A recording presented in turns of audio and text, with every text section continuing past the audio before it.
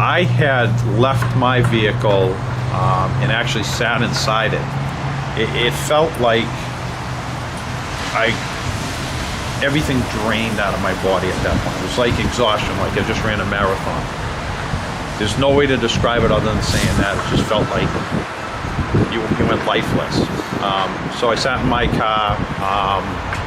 I remember one police officer had come over to me, and he kind of looked at me and nodded his head, and he happened to be another officer that was involved in a fatal shooting years before mine.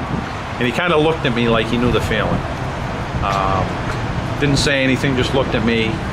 My supervisors, several of them came to the scene then. As their normal procedure, you go back to the station, you surrender your gun. And then the Attorney General's office took over from there. That was the last time I saw him. When I first saw him in his vehicle, he had the look of a madman when he had the gun in his hand.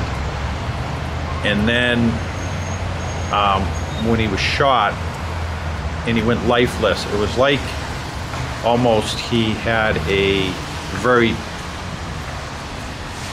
relaxing death. It wasn't a violent type of thing, even though there were gunshots involved and he got shot. It wasn't violent. He just went lifeless. And it's a terrible thing to see, when you see something alive or someone alive, and then immediately after that, they're dead. There's no way to describe what happens to you when you see that. It's undescribable. It's a bad feeling. You don't really get over it.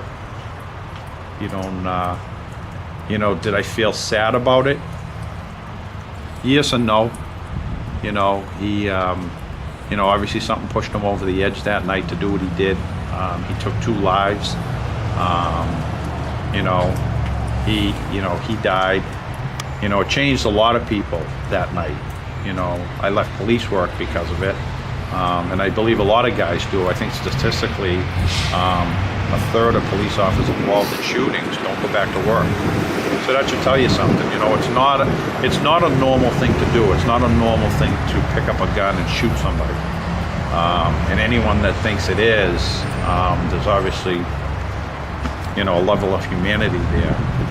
And you shouldn't ask somebody to do it twice. I think as police officers, if you're involved in a shooting and you do that once, you shouldn't be asked to do it again. And luckily I was able to retire and not have to do it again. I wouldn't want to put on a uniform again and put myself in that position. And police officers do it every day. That's what you're called to do. You're out there and you're basically putting yourself in that position every day, that you don't know what's going to happen. 1 minute it's quiet, the next minute everything breaks loose and you get no control over what happens. And what happened in your life after this event? I went through several years of counseling and therapy. Was medicated for a while, based on what the doctors thought would help me. Wasn't sleeping well, nightmares, fatigue, appetite, didn't really feel like eating a lot. So it kind of takes over. It's just mentally draining. You think about it all the time. I still think about it. Daily, probably not, but, on a regular basis, what if, I wasn't involved in that? Where would I be now? What if, he wasn't stopped that night? Where else was he going? What was he going to do?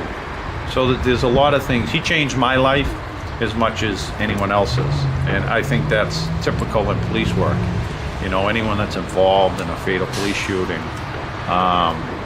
really needs to kind of get out of it and lead a normal life. Police work's very, very draining daily, mentally draining.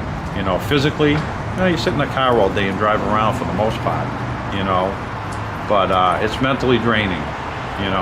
Every car you stop, every house call you go to, you have no idea what's coming at you, and you can't prepare for it. Anything that happened that night was all reaction. I didn't think about anything I did that night. I didn't think about driving up on the wrong side of the roadway, cutting in front of Collopy's truck, pulling my gun out. It just all happened instinctively. You know, there's not one thing I did that night that I actually thought about. It just happened. How about sleeping? You said you had trouble sleeping. Oh yeah. Sleep issues. I still don't sleep well. I actually leave a TV on all night long for the noise factor. And the professionals that you see, doctors, whether they're psychiatrists or psychologists, they really don't have one answer for you. They diagnosed me with PTSD, and they don't really have any cure for that. It's a thing that affects everyone differently, and they can't tell you, what medications to take or what to do or what to help you do it. And, I stay busy doing construction because the way I look at it, busy hands are a busy mind.